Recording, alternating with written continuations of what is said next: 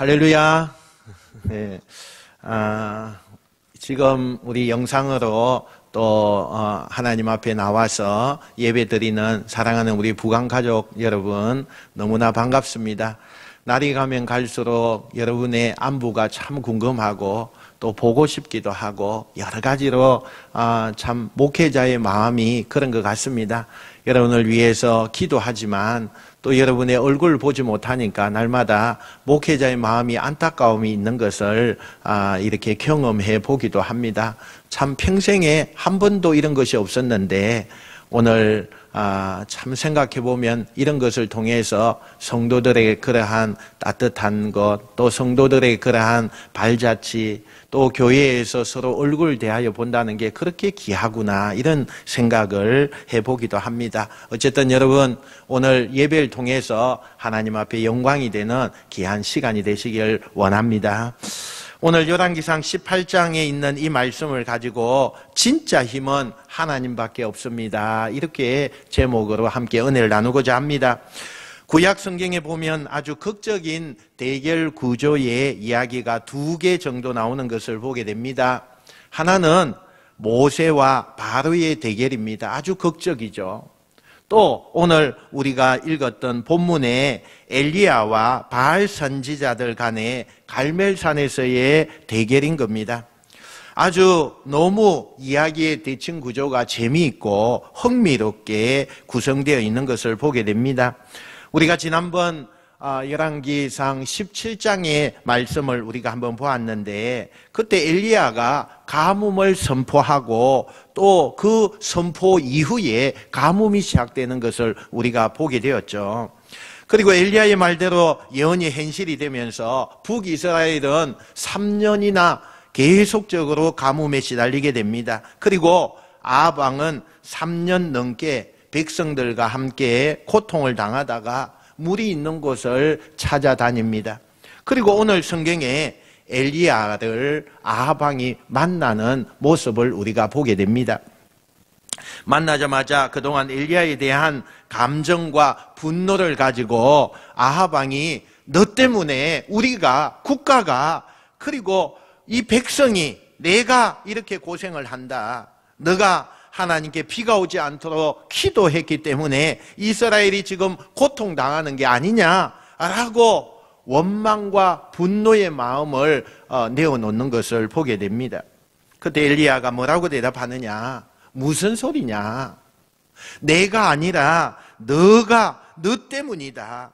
너가 야훼 하나님을 섬기지 않고 우상을 섬기면서 타락했기 때문에 너로 인해서 이 땅에 기근이 왔다는 것을 왜 깨닫지 못하느냐, 이렇게 이야기를 하면서, 그럼 어떻게 하면 좋겠느냐, 너가 믿는 그런 바알 신들과 내가 당당히 좀 겨루고 싶다, 이렇게 이야기를 하게 됩니다. 그러면서 이 엘리야가 선포하게 되죠. 너무나 극적인 선포를 하게 됩니다. 그러면 너가 믿는 바알신을 섬기는 선지자들 450명, 그리고 아세라 선지자 400명을 함께 약 850명 선지자를 이 갈멜산에 불러라. 나는 야훼의 하나님을 섬기는 사람으로서 혼자 나가서 우리가 각각 기도해서 누가 어느 제단에 응답하는지, 누가 진짜 살아있는 신인지, 그래서 모든 재앙이 어디서부터 왔는지 분명하게 이 문제를 종결하자, 엄청난 제안을 엘리야가 하게 됩니다. 사실은 이 제안을 엘리야가 먼저 하지만 상식적으로 깊이 생각하면 이 제안은 엘리야가 할 수 없는 이야기예요. 왜 그렇습니까? 이 제안은 엘리야에게 불리한 조건들이 굉장히 많습니다. 우선 2가지로 우리가 살펴보면, 첫째는 인원적으로 850대 1이라는 그 싸움은 아무리 생각해봐도 그것은 있을 수가 없고 엘리야가 감당할 수도 없는 그런 숫자라는 거예요. 자기를 죽이려고 850명이 자기를 포위하는데 혼자서 850명과 맞서 싸운다는 것은 거의 불가능하다는 것을 우리가 생각해 볼 수 있습니다. 두 번째, 대결 장소인 이 갈멜산은 이스라엘 백성들에게 매우 신성한 산이에요. 과거에는 이 갈멜산에 하나님을 섬기는 선지자들과 교회가 그곳에 많이 있었습니다. 그런데 아합 왕이 바알신을 섬기면서 하나님의 그 성전을 전부 걷어내고 거기다가 자기들이 섬기는 아합의 그 신당들을 많이 지어놓고 그 신당 안에 바알을 섬기는 선지자들이 많이 들어와 있었어요. 그러니까 갈멜산은 한마디로 엘리야가 상대 진영에 들어가서 싸워야 하는 격이 된다는 거예요. 이렇게 불리한 조건, 그리고 정말 너무너무 어려울 수밖에 없는 상황을 엘리야는 몰랐던 것일까요? 아닙니다. 엘리야는 다 알고 있지만 거침없이 이 아합에게 이런 조건을 엘리야가 내세우고 있다는 겁니다.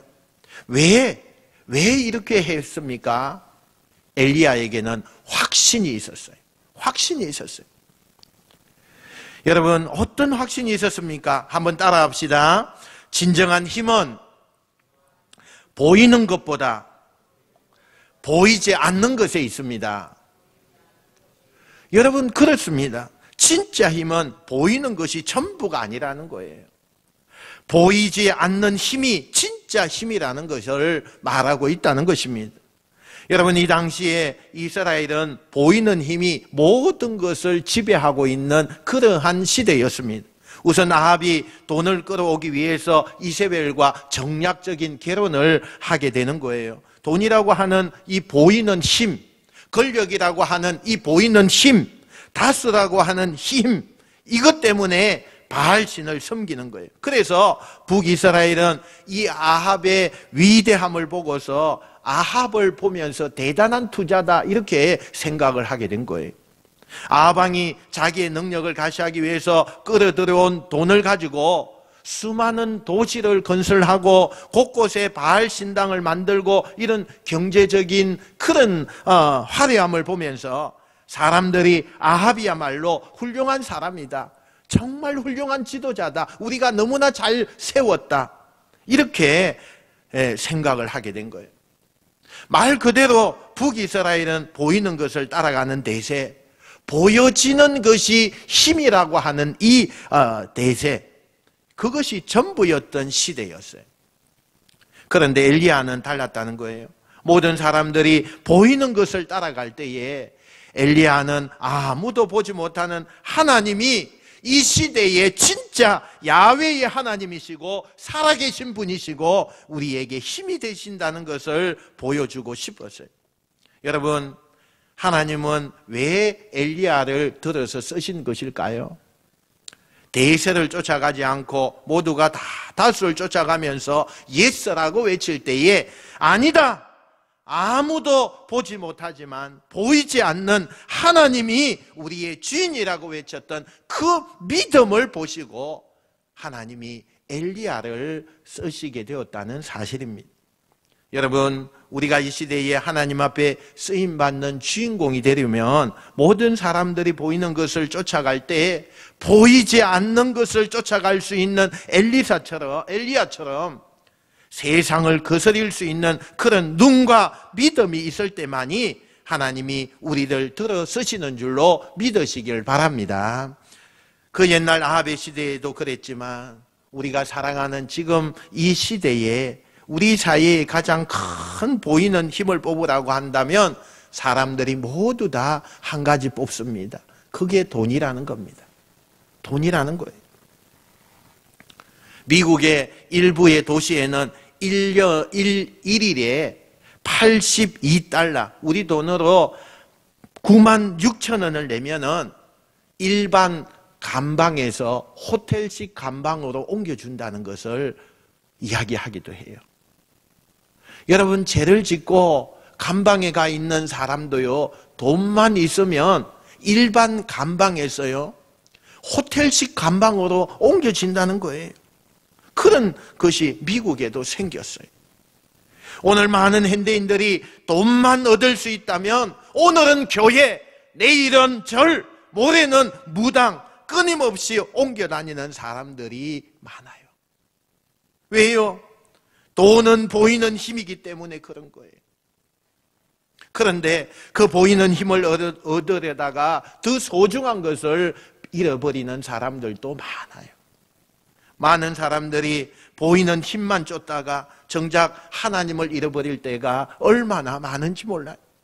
우리는 그리스도인으로서 신앙생활 하다가 보이는 힘에 우리 마음이 흔들릴 때가 종종 있는 것을 보게 돼요. 누가 좋은 차를 타고 다니면 부러운 거예요. 누가 좋은 아파트에 들어가면 그게 배가 아픈 거예요.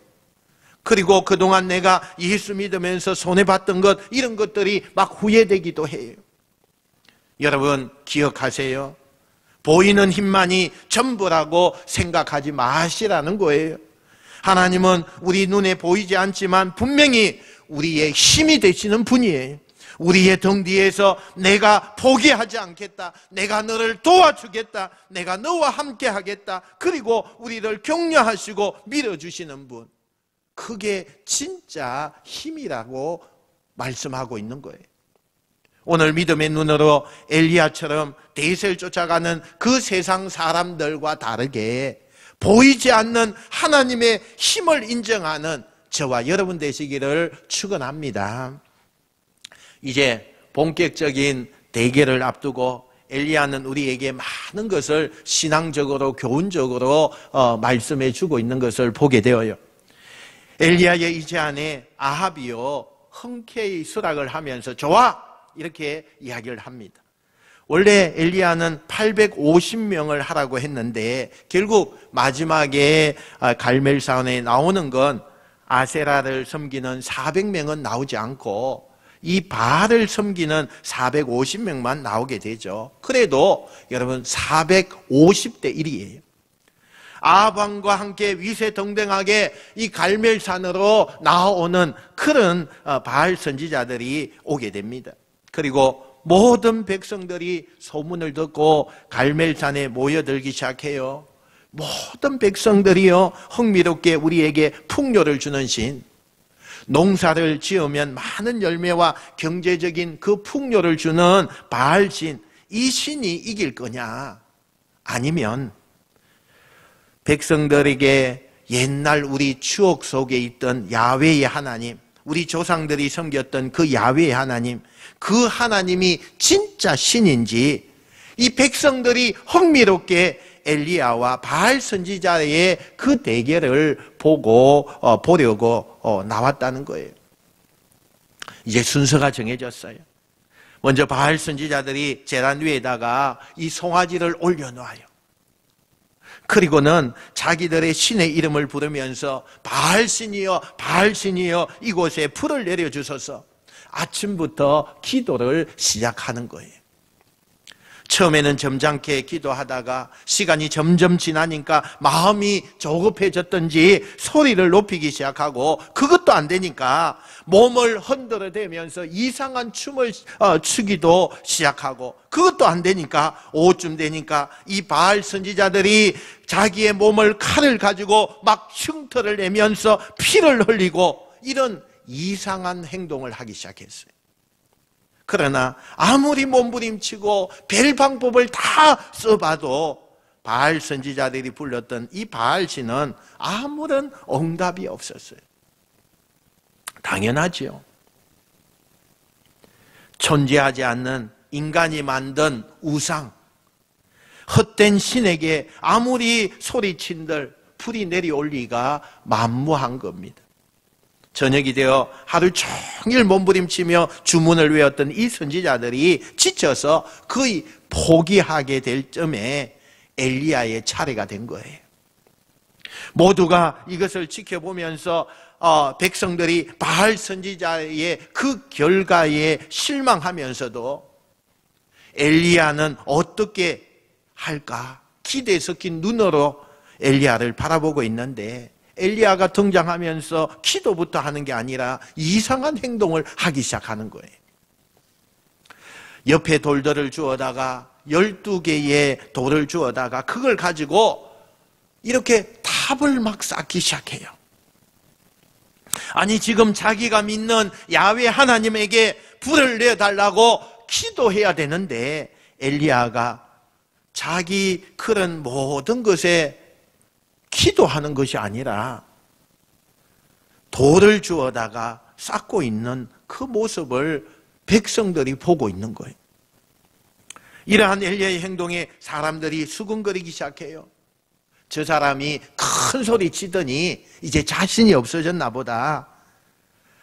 그런 소리를 엘리야의 귓가에 들려오지만 엘리야는요, 상관하지 않고 말없이 계속해서 그 12개의 돌들을 가져다가 단을 쌓기 시작해요. 엘리야는 왜 기도하기 전에 사람들이 이해할 수 없는 이런 행동을 그렇게 하고 있는 것일까? 한번 따라합시다. 무너진 예배를 세워야 하나님이 임재하십니다.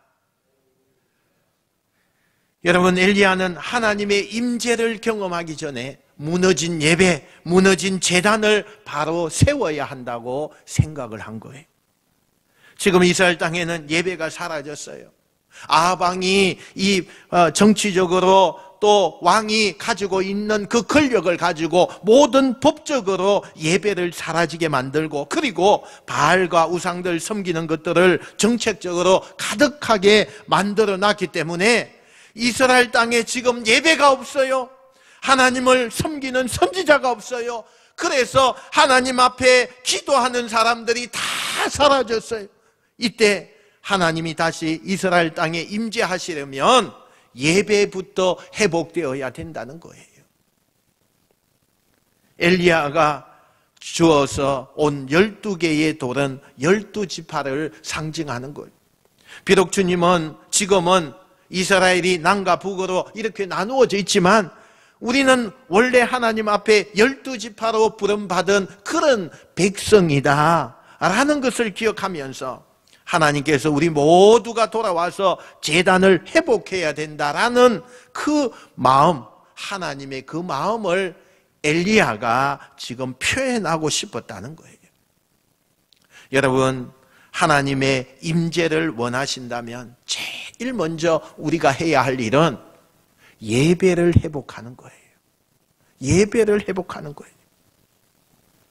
우리 마음에 하나님이 거할 수 있는 그 성전을 우리가 우리 마음속으로부터 사모하고 그런 마음을 가지고 있을 때 하나님이 불처럼 우리의 심령에 임하게 되는 거예요. 사람들이 우리가 뭐 하는 거냐고 비웃어도 여러분, 우리가 상관하지 마세요. 예배 드린다고 해서, 기도한다고 해서 이 문제가 해결되겠느냐고 우리에게 손가락질을 한다고 해도 여러분, 상관하지 마세요. 왜요? 보이지 않는 힘을 쫓아가는 사람은 하나님을 만나야 하나님으로부터 힘을 얻는 거예요. 여러분, 언제 하나님을 만나요? 우리는 예배를 통해 하나님을 만나요. 예배를 통해 지혜를 얻는 거예요. 예배를 통해 예언의 말씀을 듣는 거예요. 예배를 통해 우리 하나님 앞에 간구하고 기도하게 되는 거예요. 예배를 통해 우리는 경배하고 찬송하는 거예요. 예배는 하나님을 만나는 너무나 중요한 통로예요. 하나님은 예배를 통해서 응답하시고 예배를 통해서 새 힘을 주시는 분이 하나님이신 거예요. 그러므로 우리가 하나님의 임재를 경험하려면 우리 안에 예배가 회복되어야 된다는 사실이, 여러분 가정에 무너진 제단을 다시 세우시길 바랍니다. 자녀들의 그 돌을 하나하나 세우시면서 여러분의 가정 안에서, 여러분의 부부 가운데, 여러분의 정말 부모 안에서 예배가 회복될 때 여러분의 가정에 하나님의 성령의 불이 임할 줄로 믿으시길 축원합니다. 엘리야가 기도하기 전에 무너진 제단, 무너진 예배를 회복하는 것, 그것이 문제라고 생각했어요. 그리고 드디어 엘리야가 제단을 쌓은 다음에 또 기도하기 시작해요. 송아지를 제단 위에다가 올려놓고 엘리야는요, 또 이상한 행동을 또 하게 되어요. 어떤 불로도 탈 수 없을 정도로 백성들의 도움을 가지고 그 제단에다가 물을 갖다 붓는 거예요. 그런데 여러분, 불이라고 하는 것은 물이 묻으면 불은 꺼지는 거예요. 강한 불도 물이 있는 곳에는 불의 효능이 나타날 수가 없는 거예요. 그런데 엘리야가 지금 하나님께 불을 달라고 기도해야 되는데 먼저 백성들에게 물을 가지고 와서 이 제단에다가 가득하게 물을 부어라. 그래서 모든 제단이 물을 적셔지고 그 물이 얼마나 많은지 물이 흘려서 도랑이 만들어지는 그런 정말 엉근하게 물을 갖다 부었대요. 뭘 의미하는 걸까요? 하나님의 역사를 기다리는 엘리야는 인간의 힘으로도 도저히 안 될 상황 속에서 역사해야만 하나님의 일이라고 생각해요.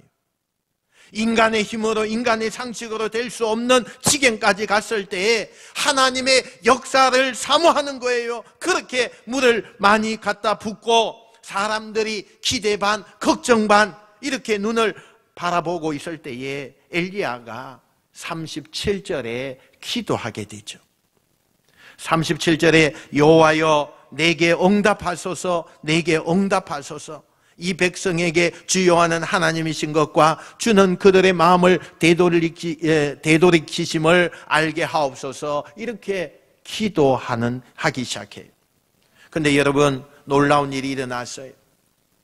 조금 전에 바알을 섬기는 선지자들이 몸을 찢고 옷을 찢고 소리를 지르고 온몸을 그렇게 날뛰듯이 기도해도 불이 임하지 않았는데 이 엘리야는 소리 지른 적도 없고 춤을 춘 적도 없고 몸에 상처를 내고 피를 낸 적도 없어요.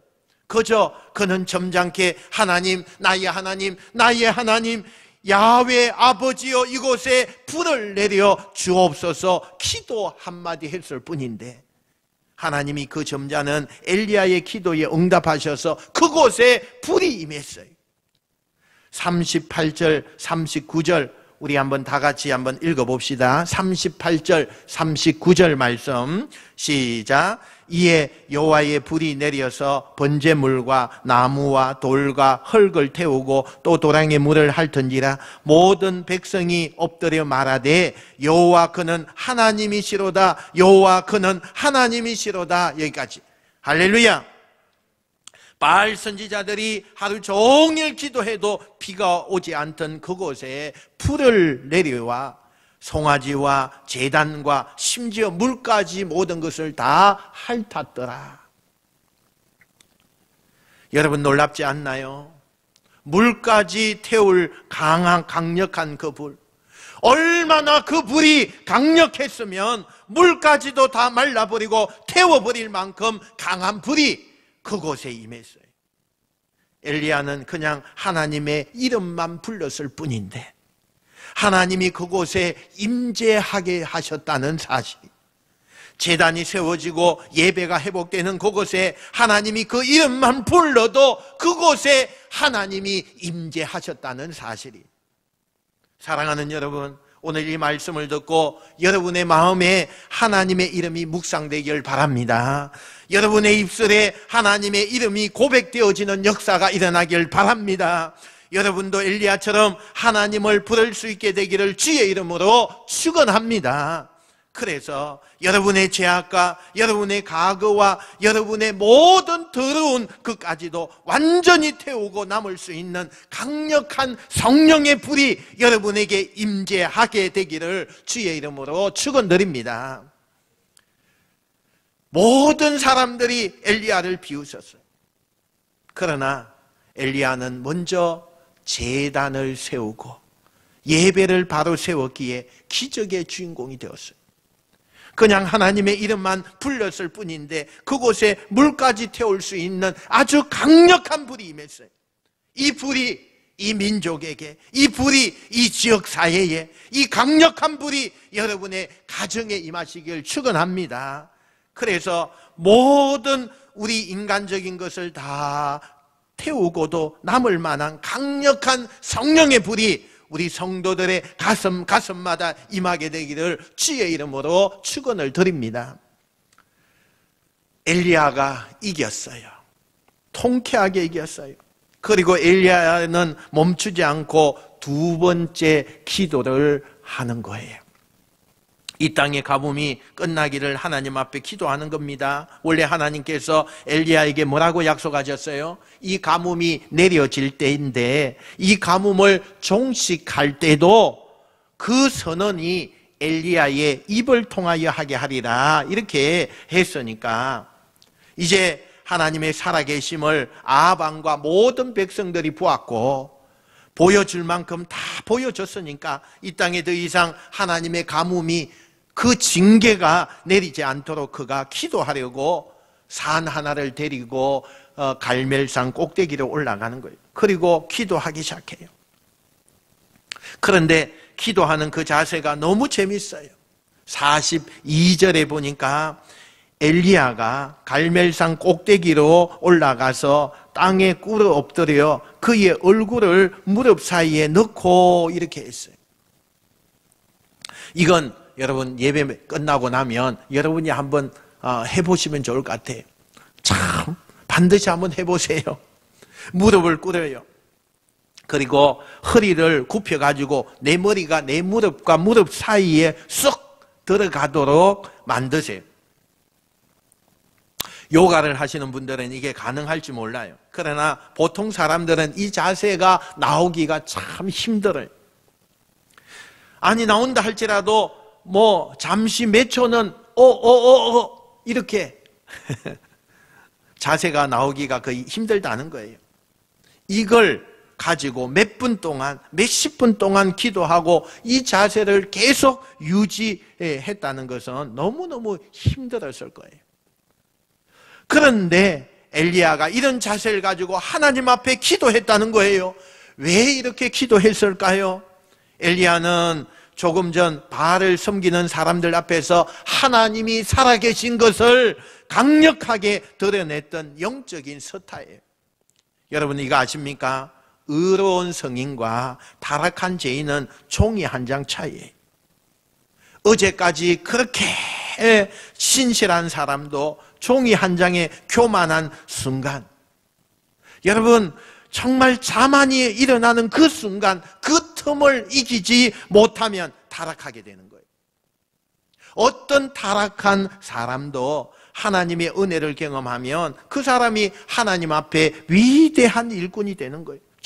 조금 전까지는 너무나 위대했을지라도 내가 그랬구나, 내가 하면 못할 일이 없구나, 이런 교만한 마음이 그때 들면 엘리야도 별것 아닌 사람인 거예요. 그는 하나님 앞에 가장 낮아지고 싶었던 거예요. 그래서 자기가 취할 수 있는 가장 낮은 자세, 그리고 겸손한 자세, 그리고 뭔가 한 가지 목적을 위해서 집중하는 모습, 아마도 엘리야가 이런 기도를 우리에게 모습으로 보여준 것은 그냥 그날만 이벤트로 한 기도의 모습이 아니라 평상시에 그는 이렇게 늘 기도했다는 거예요. 그러니까 이 자세가 나오는 거예요. 훈련되어 있기 때문에, 평상시에 이렇게 기도했던 습관이 있기 때문에 자연스럽게 이런 자세가 나올 수 있다는 거예요. 이런 어려운 자세를 가지고 겸손하고 집중력을 가지고 엘리야가 간절히 하나님, 이제 이 땅의 가뭄을 거두어 주시고 비를 내려 주시옵소서 라고 기도했어요. 그런데 야속하게도 하나님의 응답이 없었어요. 우리가 살다 보면 공부나 직장이나 가정의 중요한 문제를 만나서 모든 걸 다 걸고 우리가 하나님 앞에 겸손하게 기도할 수밖에 없었을 때가 있어요. 어떤 성도는 금식하면서 기도하고, 어떤 성도는 아예 직장을 휴가를 내고 모든 생업을 뒤로 하고 기도원에 가서 죽기 살기로 그 문제를 놓고 기도할 때가 있어요. 하나님 목숨 걸고 기도합니다. 하나님 이 문제를 위해서 내가 할 수 있는 모든 것을 다 걸고 기도합니다. 그리고 엘리야처럼 우리는 초집중하고 이 문제를 위해서 기도할 때가 있어요. 그런데 하나님이 우리에게 응답을 주시면 좋은데, 야속하게도 금식하고 생업을 포기하고 깊은 기도원에 가서 하나님 앞에 작정하고 기도하는데도 불구하고 하나님이 그때 빨리 응답을 주시지 않는 경우가 많이 있어요. 그래서 그렇게 기도한 사람들이 영적 휴유증으로 불평하게 되죠. 나는 금식에 가며 하나님 앞에 내 모든 생음을 내려놓고 목숨을 걸고 기도했는데 하나님 어떻게 나에게 이렇게 응답을 안 하실 수가 있습니까? 이런 불평을 하고 원망을 하죠. 그래서 어떤 분은 그 영적인 휴유증 때문에 기도를 포기하고 신앙을 포기하는 사람들도 있어요. 인간적으로 얼마든지 그럴 수 있어요. 오늘 이 자리에 여러분 인터넷을 통해서 함께 예배드리는 여러분들 가운데도 아마 그런 영적인 침체기를 겪는 분이 계실 수도 있다고 생각되어져요. 그런데 꼭 우리가 기억해야 될 게 그 다음 절에 나와요. 이때 엘리야가 뭘 하는지 보세요. 43절, 44절 우리 한번 같이 읽어보겠습니다. 시작. 그의 사안에게 이르되 올라가 바다 쪽을 바라보라. 그가 올라가 바라보고 말하되 아무것도 없나이다. 이르되 7번까지 다시 가라. 7번째 이르러서는 그가 말하되 바다에서 사람의 손만한 작은 구름이 일어나나이다. 할렐루야. 이론적으로 지금 하나님이 비를 주셔야 되는데 현실은 그렇지 않아요. 여러분, 하나님은 그때 우리가 뭘 하길 원하십니까? 뭘 하길 원하세요? 우리가 더 기도하길 원하십니다. 하나님은 그때에도 더 기도하기를 원하시는 거예요. 우리가 정말 이론적으로 이때쯤 하나님이 내 편이 되어 주셔야 하고 하나님이 모든 것을 이루어 주셔야 된다고 생각이 되는데 현실이 그렇지 않을 때 하나님이 우리에게 원하시는 메시지는 우리가 기도를 더 해야 된다는 메시지예요. 기도 그렇게 어렵게 하고서 사안에게 가서 저 산 너머에 비구름이 있나 한번 봐라. 그래서 사환이 가죠. 가지고는 보니까 비구름요 하나도 없습니다. 비가 올 징조가 없습니다. 하늘이 너무 맑습니다. 엘리야가 또다시 기도하는 거예요. 똑같은 자세를 가지고 똑같이 집중을 해가지고 기도해요. 두 번째 같은 결과가 나오니까 세 번째, 네 번째, 다섯 번째, 여섯 번째, 일곱 번째까지 다시 기도하고 사안을 보내었는데 일곱 번째 들은 대답이 뭐예요? 사환이 갔다 와서 하는 얘기가 기도하고 있는 이 선생님에게 드디어 저쪽 하늘에 손바닥만한 작은 구름이 있습니다.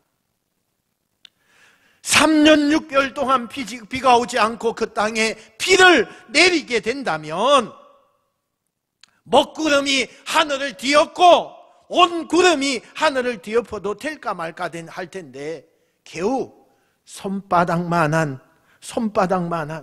7번이나 기도했는데 손바닥만한 작은 구름이에요. 여러분 아십니까? 하나님의 기적은 작은 것에서부터 시작되는 거예요. 소년의 보리떡 5개와 물고기 2마리, 어떤 한 가부의 그 마지막 양식, 이 작은 것을 통하여 하나님은 큰 기적을 베푸시는 것입니다. 7번까지라도 포기하지 않고 끝까지 매달렸던 엘리야의 기도가 응답받는 순간, 여러분, 지금 여러분은 혹시라도 여러분이 할 수 있는 가장 최선을 다한 기도를 드렸고, 여러분이 할 수 있는 가장 집중적인 기도를 드렸고, 여러분이 할 수 있는 가장 아름다운 기도를 드렸는데 아무런 응답이 없고 아무런 만족감이 없고 그래서 절망하고 계시는 분들이 계십니까?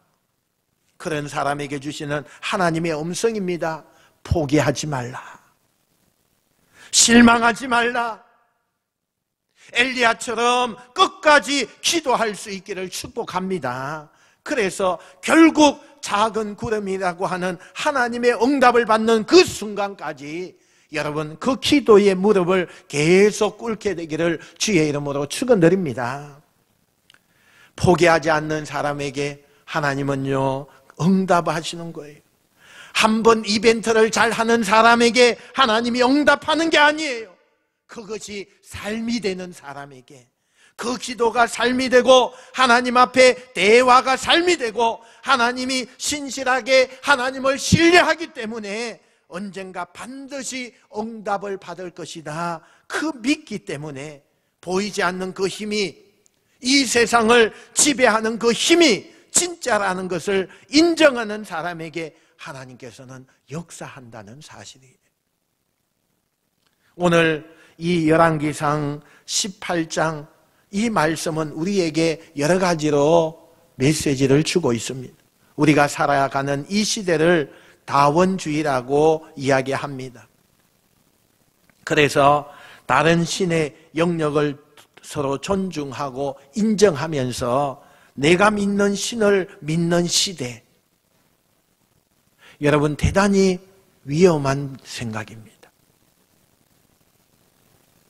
지금 이 아합 시대는 원래 하나님을 믿는 이스라엘 백성들이 다른 데서 들어온 우상을 섬기는 거예요. 이 바알이라고 하는 신은 원래 없는 신이에요. 우리에게 풍요를 줄 거다, 우리에게 넉넉함을 주는 이런 신이라는 것은 원래 사실이 존재하지 않는 신이에요. 자기들이 자기 체면에 의하여서 자기들 유리함에 의해서 만든 거예요. 그래서 사람들이 하나님도 믿으면서 바알을 믿는 거예요. 나는 하나님을 믿는 사람이지만 바알도 인정하는 거예요. 많은 그리스도인들 가운데 하나님을 믿지만 다른 종교의 신도 인정하는 사람이 있어요. 하나님을 믿지만 다른 종교도 필요하면 내가 받아들일 필요가 있겠다 인정하는 사람이 있어요. 여러분, 무신론자만 하나님을 거역하는 게 아니에요. 신앙을 갖고 있지만 유일하신 하나님 위에 다른 것을 믿거나 인정하는 것도 하나님을 불신하는 행위인 거예요. 오늘 열왕기상 18장에서 우리에게 한 가지 이야기해 주는 것이 있어요. 하나님만이 유일한 신이라는 거예요. 하나님 위에는 그 어떤 것도 신이 될 수가 없다는 것을 이야기해요. 원래 없는 것을 인간이 만들어 놓고 그럴싸하게 체면을 걸어 놓고 아무리 요란하게 해도 없는 건 없는 거예요. 아닌 것은 아닌 거예요. 존재하는 분은 하나님밖에 없다는 사실입니다. 이 시대에도 얼마나 많은 사람들이 바알을 만들어 놓고 있습니까? 그럴싸한 세상에 수 없는 이론을 만들어 놓고 그 이론 속에다가 포장을 해요.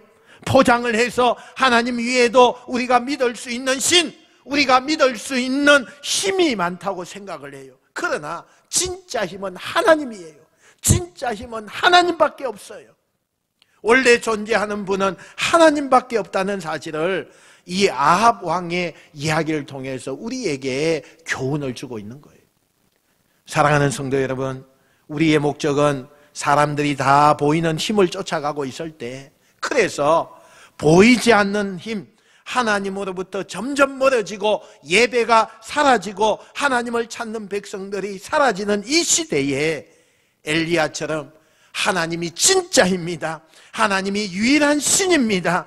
하나님이 이 땅에 불을 내려주셔서 그 도랑에 물까지도 태울 수 있는 하나님이 주시는 불, 하나님이 내리신 불은 인간이 만든 물까지도 태울 수 있는 강력한 불, 그 불을 내리셔서 이 땅에 죄악이 사라지고 이 땅에 타락이 사라지고 이 땅에 하나님의 공의가 임하기를 기도하고 선포하시는 여러분 되시길 축원합니다.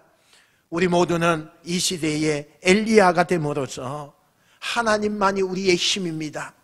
하나님, 당신의 불을 내게 내려주시옵소서. 내가 밟는 이 땅에 하나님의 불이 임하기를 원합니다. 이렇게 기도하고 그 불을 받는 이 땅의 주인공이 우리 부강의 모든 가족들이 되시기를 주님의 이름으로 축원드립니다. 축원드립니다. 기도하겠습니다. 하나님 아버지, 은혜와 사랑을 감사합니다. 오늘도 우리가 하나님만이 진짜 힘입니다. 하나님만이 우리에게 힘과 능력을 주실 분입니다. 우리가 이 세상에 다른 그 어떤 종교가, 어떤 신이 하나님과 비교하려고 할 때에도 하나님밖에 없습니다. 우리가 고백하고 하나님을 전적으로 의지하는 복된 저희들로 삼아 주시옵소서. 감사를 드리옵고 예수님의 이름으로 기도하옵나이다. 아멘.